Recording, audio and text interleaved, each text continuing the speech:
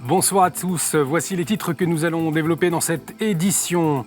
Scandale d'abus dans l'Église dans un contexte de clarification et de mise en vérité. Les révélations continuent et se succèdent un peu partout. En Allemagne, un rapport révèle plusieurs milliers d'enfants abusés. Aux USA, l'évêque de Welling, Charleston, remet sa démission au pape.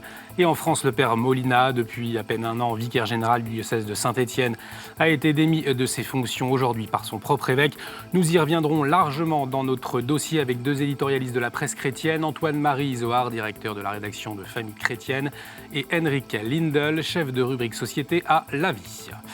L'Église de France publie un rapport sur son action auprès des jeunes des quartiers populaires au moment même où le président Macron a dévoilé son plan anti-pauvreté.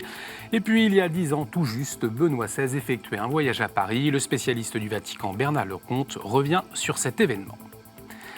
Et on commence cette édition avec un gynécologue français sous le feu des critiques. Il a expliqué pourquoi il refusait de continuer à pratiquer des avortements, invoquant sa clause de conscience. Bertrand de Rochambeau, président du syndicat national des gynécologues de France, répondait mardi soir à une journaliste de l'émission Quotidien. On l'écoute.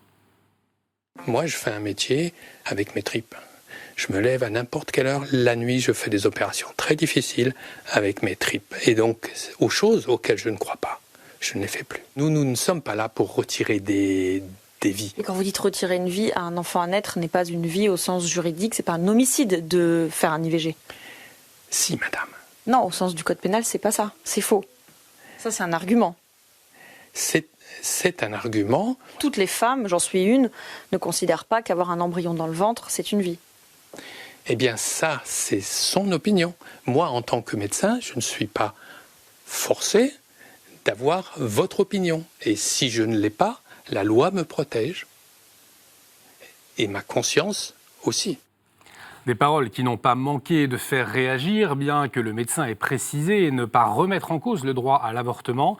La secrétaire d'État Marlène Schiappa et la ministre Agnès Buzyn ont condamné ces propos, les qualifiant d'une attaque contre le droit à l'IVG. Deux droits s'affrontent donc, d'une part le droit à l'avortement pour les femmes, d'autre part la clause de conscience pour les personnels de santé, une clause de conscience essentielle pour la gynécologue Frédérique Leroll. S'il y a bien un médecin qui sait l'émerveillement devant une vie embryonnaire, je pense que c'est bien nous gynécologues obstétriciens, et qu'il y a un vrai paradoxe de par notre profession, à la fois faire qu'une femme n'accouche pas de façon prématurée, essayer de traiter l'infertilité d'un couple, et en même temps accéder à la demande d'un avortement. Comment garder le même émerveillement ? Il est essentiel que cette clause de conscience puisse persister, sinon l'âme de la médecine ne sera plus la même. Et nous formerons des petits robots. Mais les patientes seront les premières à en souffrir. Parce que les patientes, elles ont besoin d'avoir un médecin en face d'elles qui les considère comme une personne globale et pas comme un utérus sur pattes.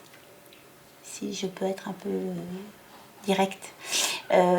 Donc ça nuit à ce qu'est la médecine, mais ça nuit aussi aux patients en premier. L'actualité de ce jeudi, c'est aussi l'annonce du plan pauvreté. Ce matin, par le président de la République Emmanuel Macron, 8 milliards d'euros vont être débloqués.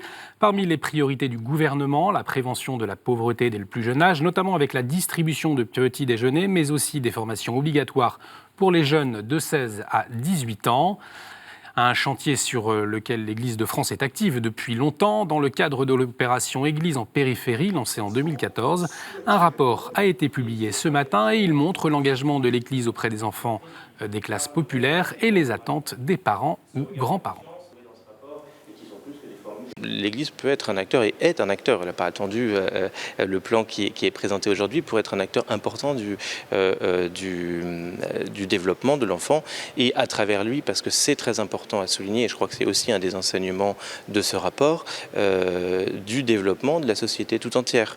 Parce que l'enfant est un vecteur de développement de la société. Il fait bouger les adultes autour de lui et il permet à un certain nombre d'améliorations de se faire. Les premières années de la vie sont fondamentales et conditionnent beaucoup de choses pour la vie adulte.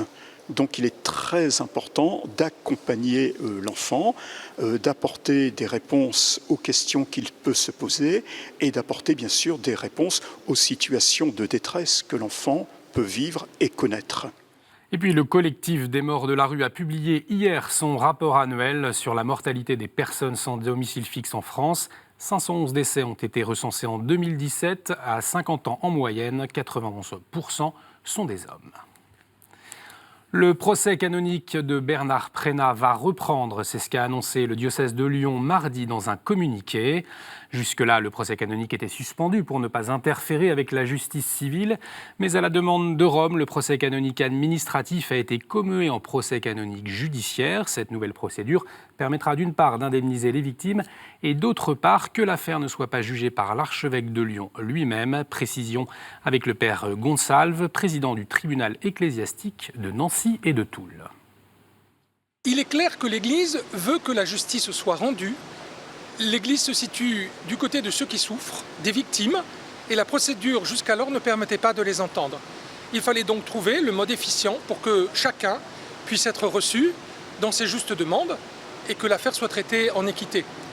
C'est pour cela que la procédure a été changée. Mais c'est bien cet élément-là, essentiel, l'accompagnement et la réception des demandes des victimes qui a conduit évidemment ce changement de procédure tout en garantissant les droits du père Prénat, puisque le tribunal sera composé de juges complètement indépendants, d'une part, et de juges qui n'appartiennent pas au diocèse de Lyon.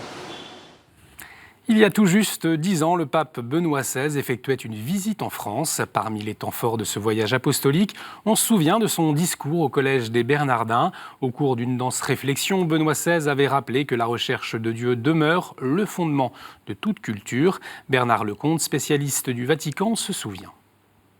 En 2008, Benoît XVI avait surpris les Français. Rappelez-vous que lors de son élection, on voyait dans ce nouveau pape un conservateur, un vieux monsieur, un Allemand même. Son élection n'avait pas déclenché l'enthousiasme en France. Et en 2008, il fait ce voyage assez extraordinaire qui va se terminer à Lourdes, on se rappelle, mais qui a commencé aux Invalides par une messe absolument étonnante, qui a été une grande réussite, une messe très suivie, et puis surtout ce fameux discours aux Bernardins, cette invitation que Benoît XVI avait lancée au monde de la culture, aux médias, aux intellectuels français, qui avaient répondu positivement. Jean-Paul II nous avait habitués dans ses voyages à visiter plutôt la géographie. Il nous a entraînés dans le tiers-monde, en Amérique latine, en Afrique, etc. Benoît XVI est revenu mettre en perspective l'histoire et non plus la géographie. Et ça a beaucoup plu d'ailleurs à tous ces Français qui venaient l'écouter au Bernardin et qui étaient un peu surpris. Ils s'attendaient plutôt à un cours de théologie puisque tout le monde disait à l'époque, et c'était pas faux, que Benoît XVI était probablement un des plus grands théologiens de son temps. Et non, au lieu de parler théologie, il a parlé histoire et culture. Et c'est comme ça qu'il a surpris. Et c'est certainement ce souvenir-là qu'on gardera de lui. Le film Le Pape François, un homme de parole, est sorti hier en salle. Ce documentaire est le fruit de la rencontre entre le réalisateur Wim Wenders et le Pape François, un projet coproduit par le Vatican qui montre un pape qui s'empare des défis de notre temps. Le film a été diffusé en avant-première mardi soir à Paris. La salle était comble avec la présence notamment de Monseigneur Aupetit, l'archevêque de Paris, du sociologue Dominique Volton, un proche du pape, ainsi que le producteur. Un débat avec le public a été organisé après la diffusion du film. Nous, ce qu'on a voulu créer, plutôt, c'était une rencontre, les yeux dans les yeux, avec le pape François, puisqu'on a eu la chance d'avoir cet accès avec lui.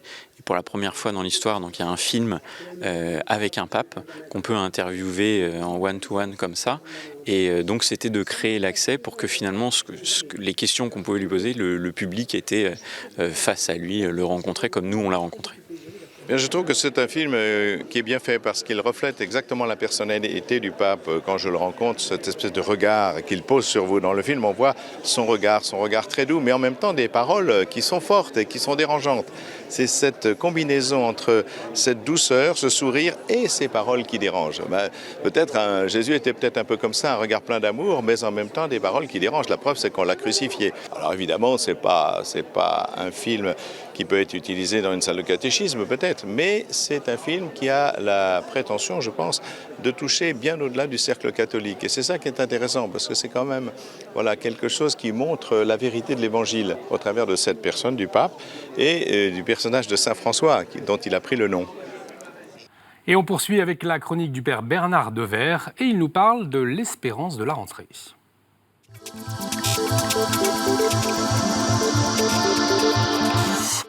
Bien, chers amis, un grand bonjour. C'est le temps de la rentrée et je suis heureux de vous retrouver.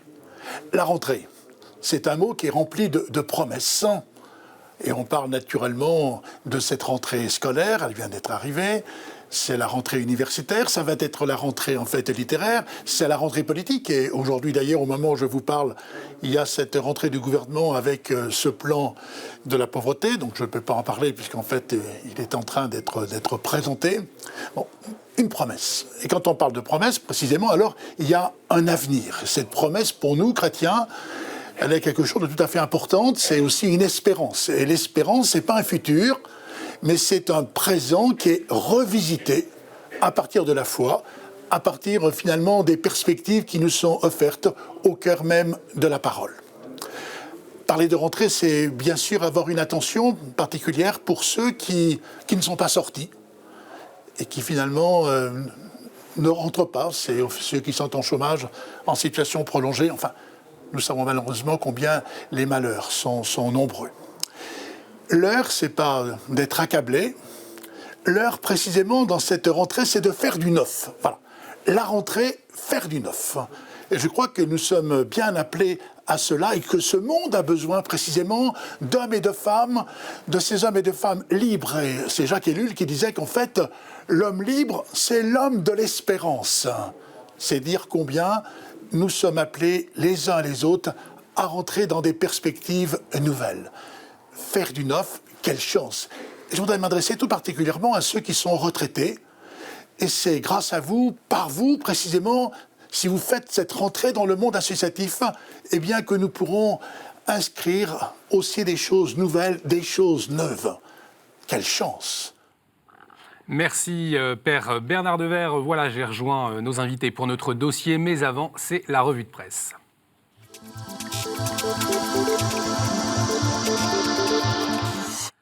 Alors que le plan anti-pauvreté a été dévoilé ce matin par le président Emmanuel Macron, La Vie consacre un dossier sur le sujet, Henrik Lindel.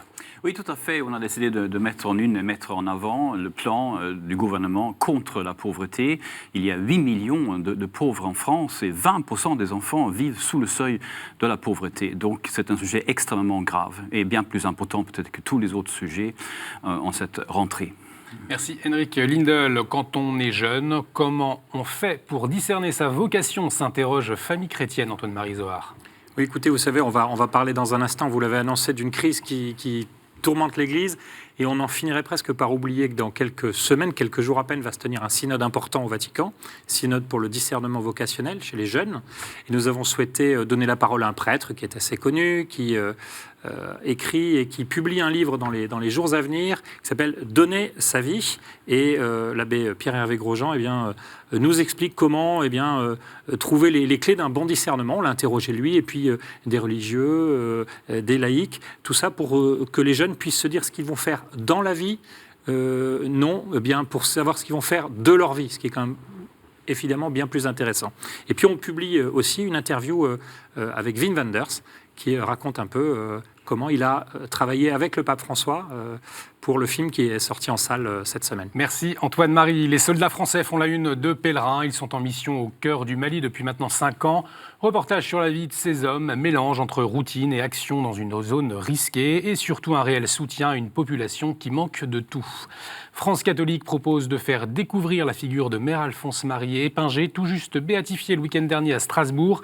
Quelques années avant la proclamation du dogme de l'Immaculée Conception, elle avait mis en avant la dévotion aux deux cœurs unis de Jésus et Marie.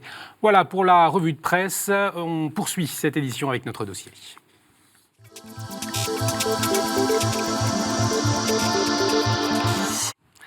Henrik, Antoine-Marie, c'est toujours un plaisir de vous retrouver sur ce plateau. Alors, un plaisir un peu gâché parce qu'une fois de plus, on est autour de cette table pour parler des scandales d'abus sexuels dans l'Église. Je vous ai entendu l'un comme l'autre sur différents médias intervenir là encore sur ce sujet.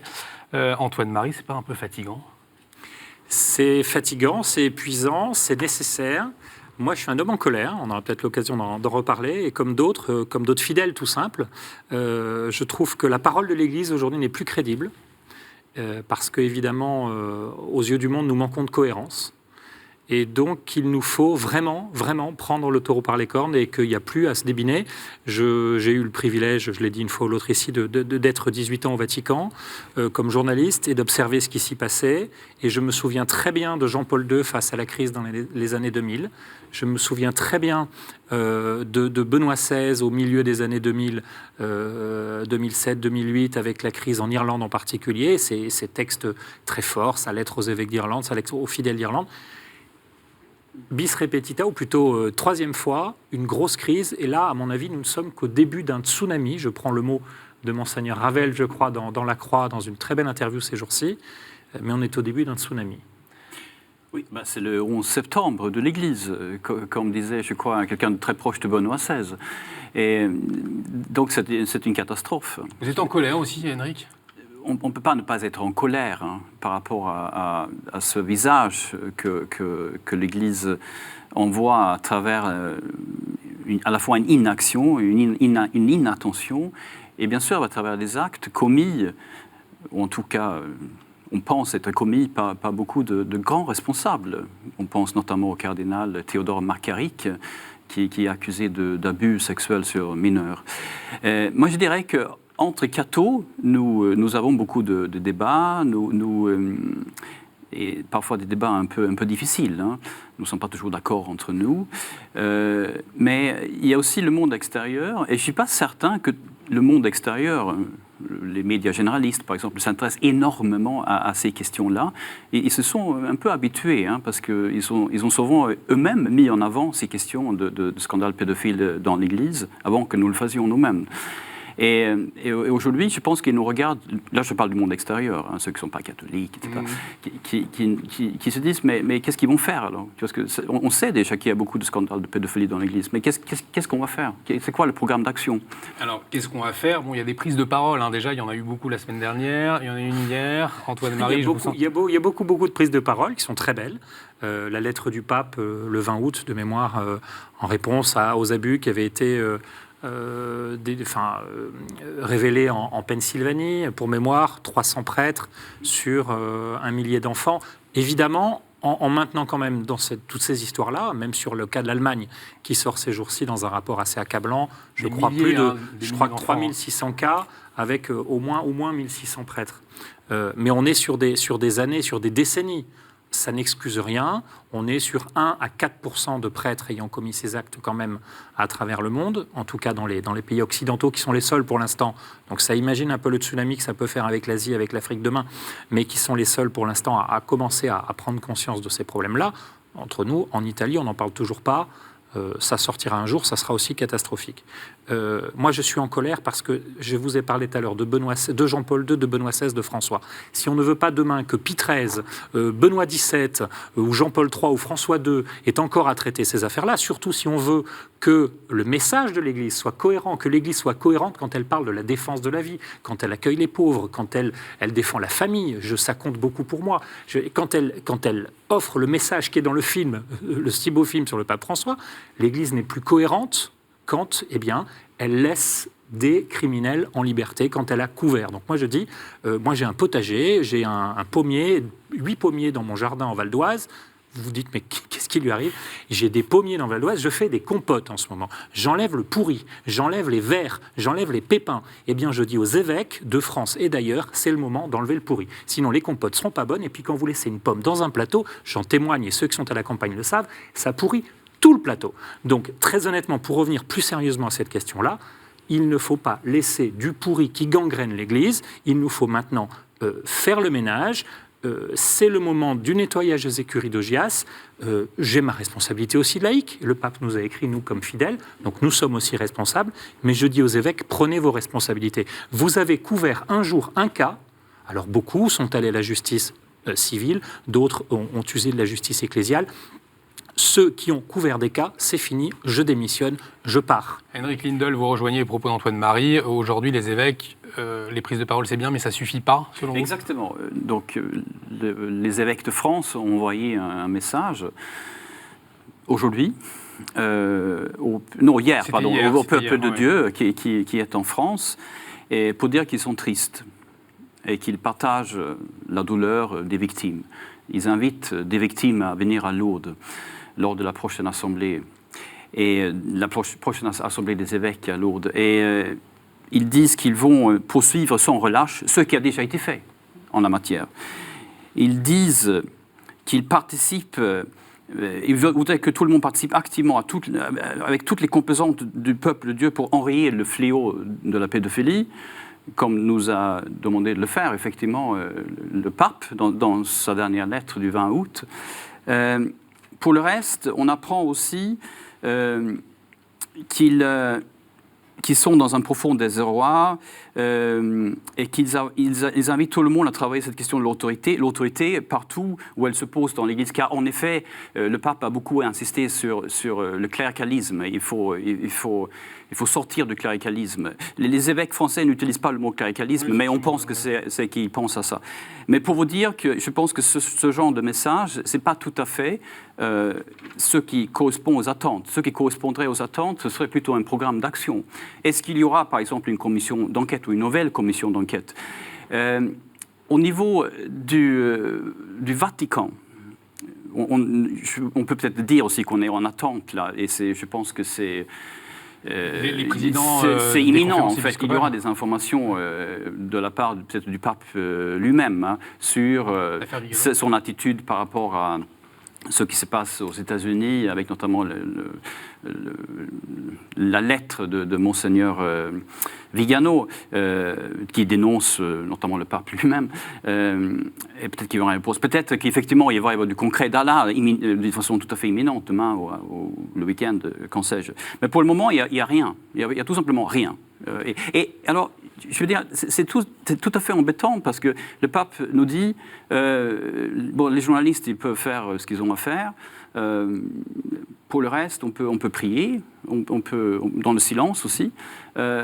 Mais il y a une partie de l'Église aux États-Unis qui est à feu et à sang. Et je n'ai pas l'impression que l'ambiance soit très bonne au sein du Vatican même. Alors, aux États-Unis, il y a la notion d'accountability. C'est impossible à traduire en français, mais en gros, c'est quand une institution se dit qu'il est en quelque sorte responsable, transparent, il doit rendre des comptes. Est-ce qu'on peut penser qu'un jour, l'Église catholique, dans son ensemble, mais notamment au niveau du Vatican et au niveau aussi des évêques en France, qu'il y a donc une forme de responsabilité au sens où, oui, il doit rendre des comptes. C'est normal de demander à ce que cette Église rende des comptes. C'est une question que je lance. Antoine Marie. Non, mais on est pleinement d'accord, on est souvent d'accord sur ces sujets-là en particulier. Ce texte des évêques de France, moi je crois qu'il était nécessaire. Moi, je l'ai souhaité, je l'avais même glissé mes souhaits à l'un ou l'autre des participants avant qu'ils se réunissent. Et je suis pour rien évidemment, mais ils ont pris la mesure de ce drame. Mais je trouve qu'il n'est pas suffisant. Voilà. Vous attendez quoi concrètement J'attends des gestes plus forts, j'attends des décisions, je vous dis des démissions, parce que je sais, nous savons, parce que nous sommes un peu parfois dans la cuisine épiscopale par notre travail, je sais qu'il y a des responsabilités qui ne sont pas assumées. Voilà. Et je sais aussi, et les évêques le disent bien, que des prêtres n'en peuvent plus. Parce qu'il y a énormément de saints prêtres et qu'on doit le dire, on doit être avec eux, on doit les accompagner, on doit les aider, les entourer, ne pas les laisser seuls jamais ou le moins possible. Mais voilà, il faut qu'on cesse ce pourri, ce gâté dans l'Église pour que tout le reste puisse fleurir, parce que vraiment on a envie de parler de l'Évangile. Et je peux revenir juste à un point précis. Dans la lettre des évêques de France, il est question de pédophilie à juste titre. Il est question aussi de façon un peu vague d'abus. Mais il faudrait parler effectivement d'abus commis notamment dans des séminaires. Ça a été aux États-Unis, en Allemagne et partout. Est-ce qu'on peut penser qu'il y en a eu aussi en France? Des abus qui, aux États-Unis, ont donné lieu à un véritable MeToo, un scandale MeToo au sein de l'Église.